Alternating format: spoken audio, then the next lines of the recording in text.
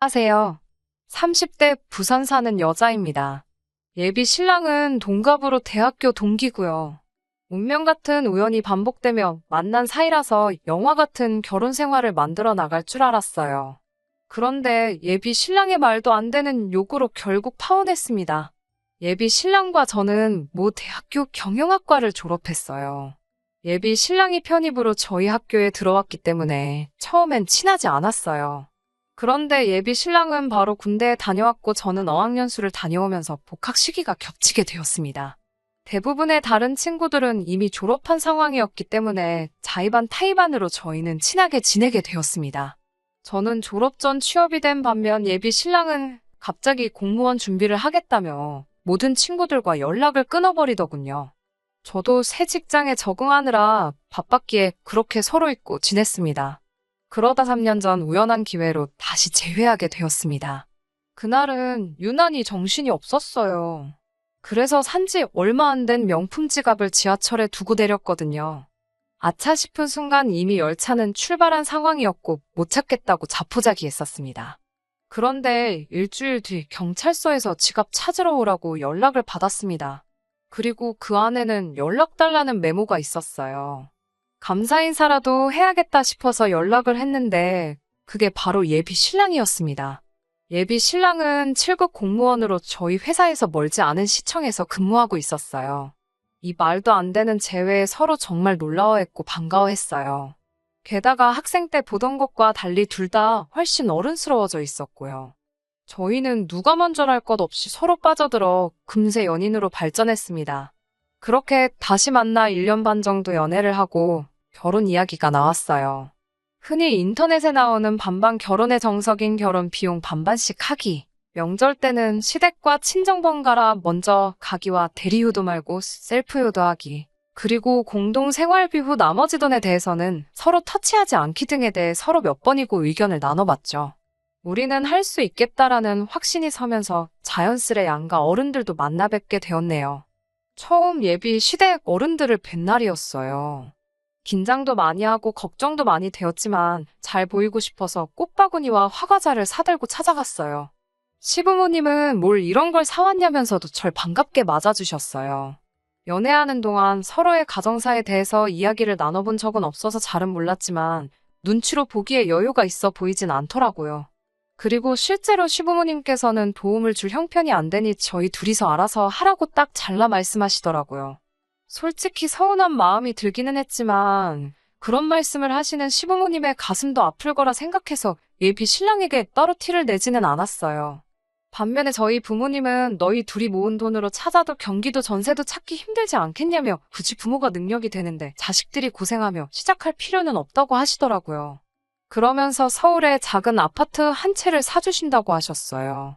저는 부모님께 그렇게 신세를 지고 싶지는 않아서 싫다고 했는데 예비 신랑은 너무 좋다며 감사하다고 난리더라고요. 게다가 저 몰래 예비 신랑이 저희 부모님한테 연락해서는 처가집에서 집을 사주신다고 해도 제가 시댁에 할 도리는 해야 한다고 하더래요. 이 말을 전에 듣고 나선 한동안 벙쪄 있었던 것 같아요.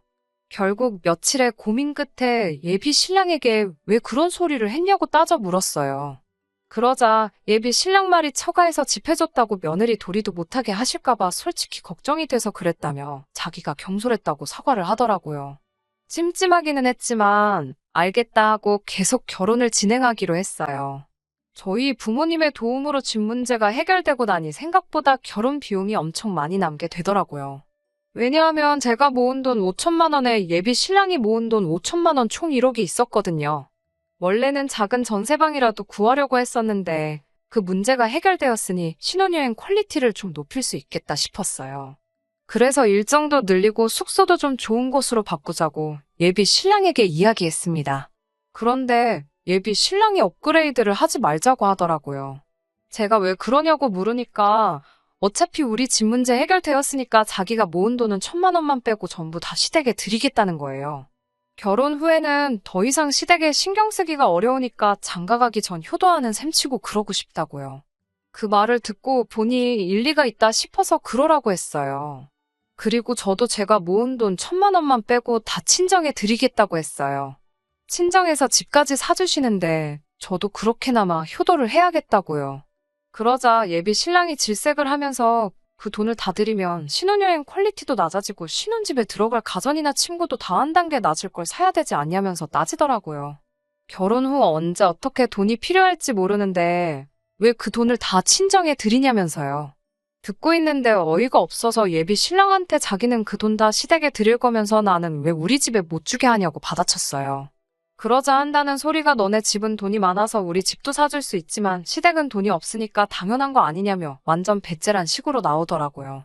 아나무인의 내로남불이 따로 없는 그 모습에 완전 깨더라고요. 결국 그날 이후로 3일 동안 서로 아무 연락도 하지 않고 냉전 중이었어요. 생각해보면 예비 신랑은 그때도 물론 공무원 시험 준비 때문이긴 했지만 일방적으로 연락을 끊어서 제가 정말 속상했거든요. 그때의 일을 생각하니 어쩌면 예비 신랑이 이기적이고 전형적인 내로남불 스타일인 것 같아서 결혼이 망설여졌어요. 그래도 내심 예비 신랑에게 먼저 미안하다고 연락이 오면 받아줘야지 생각하고 있었는데요. 어제 저녁에 예비 시부모님과 만났고 파혼하는 걸로 결정했습니다. 어제 오전에 예비 시부모님께서 전화를 해오셨더라고요. 제가 전화를 받자 저한테 대뜸 너는 한가족 될 애가 어쩜 그렇게 야박하냐고 면박을 주시더라고요. 솔직히 처음엔 무슨 말씀을 하시는지 정확히 파악을 못했어요. 예비 시모가 전화에 대고 뭐라고 막 화를 내다가 스스로 갑갑했는지 이따 저녁 어디 카페로 나오라고 그러곤 전화를 딱 끊어버리셨어요. 말씀하신 카페에서 기다리고 있는데 예비 시모가 갑자기 장소를 바꾸더라고요. 그래서 바꾼 장소로 이동을 하다 보니 예비 시모보다 좀 늦게 도착을 했어요. 늦어서 죄송하단 인사를 끝마치기도 전에 예비 시모는 저에게 어른을 기다리게 했다며 무릎 꿇고 앉으라고 하시더군요. 무릎 꿇으란 말에 저도 마음이 정말 많이 상했어요. 그건 좀 지나치신 것 같다고 말씀드리고 그냥 의자에 앉았더니 벌써부터 시어머니 말 알기를 우습게 안다며 호통을 치시더라고요. 마치 어떻게든 기선제압을 하시려는 것처럼 느껴졌어요. 여러 가지 말씀을 하셨지만 결론은 예비 신랑이 결혼 자금으로 모아둔 돈에서 1,000만 원을 제외하고 나머지는 시댁에 주는 걸 반대하지 말아라. 그리고 네가 모은 결혼 자금은 니네 친정에 주지 말고 신혼여행을 비롯한 앞으로 부부 생활에 필요할 때 쓰라고 하시더군요. 그건 경우가 아니지 않냐고 묻자 어른이 시킨 거니까 어른 말대로 하면 된다고 하시더라고요. 옛말에 어른 말 틀린 거 없다고 하지 않냐면서요. 어른이 시키면 네 하고 받아들이면 모든 일이 행복하게 해결되는데 왜 말끝마다 말대꾸를 하냐고 하시더군요. 그 순간 알게 되었습니다. 단순히 예비 신랑이 이상한 게 아니라 예비 시어머니를 닮은 거구나라는 생각이 퍼뜩 들더라고요. 만약에 제가 예비 신랑과 결혼을 해서 아이를 낳으면 아이가 저렇게 자랄 수도 있겠구나 생각하니 결혼하면 안 되겠다라는 결론이 내려졌어요.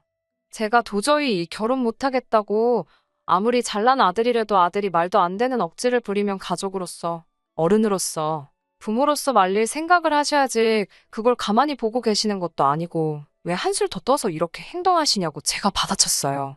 그러자 저한테 이욕 저욕을 퍼부으시면서 함부로 말씀하시더라고요. 되바라졌다면서 시부모 잡아뜨리고 남편 잡아먹을 여자라며 악담을 서슴지 않으셨어요. 대꾸하기도 싫고 상종도 하기 싫어서 아무 대꾸도 안 하고 자리에서 일어나니 기어이 저희 부모님까지 들먹거리더라고요. 딸을 어떻게 가르쳤길래 저 지경이냐면서 네 부모가 불쌍하다고요. 어차피 이 결혼 안 할 거고 그러면 저 사람들 다시 볼 일 없다는 생각이 탁 들어서 예비 시부모가 했던 말들 그대로 되돌려줬습니다. 아들이 똥인지 된장인지 분간 못한다고 부모가 돼서 그걸 같이 맛을 보고 있다고 아들을 왜 그따위로 가르치셨냐고요. 아들 결혼 도와주진 못할 거면 가만히나 계시지. 기어이 아들 파혼시키니까 속이 편하시냐고 저도 막치지 않고 쏘아붙였어요. 결국 예비 시어머니가 쓰러질 것 같다며 카페 바닥에 주저앉더라고요. 그러든지 말든지 이젠 더는 얽히고 싶지도 않아서 예비 시부모를 뒤로하고 먼저 가게에서 나왔습니다. 솔직히 처음엔 속 시원하다 생각했는데 했던 말을 그대로 돌려줬다 생각하니 결국 똑같은 사람 된 것 같아 찝찝해서 잠도 잘 안 오네요. 주변 사람들이 왜 파혼했냐고 물어오면 이걸 어디까지 이야기해야 하나 싶고 벌써부터 골치가 아프네요. 그래도 이혼보다는 파혼이 나으니까 그걸로 위로 삼고 술이나 한잔 해야겠습니다. 들어주셔서 감사합니다.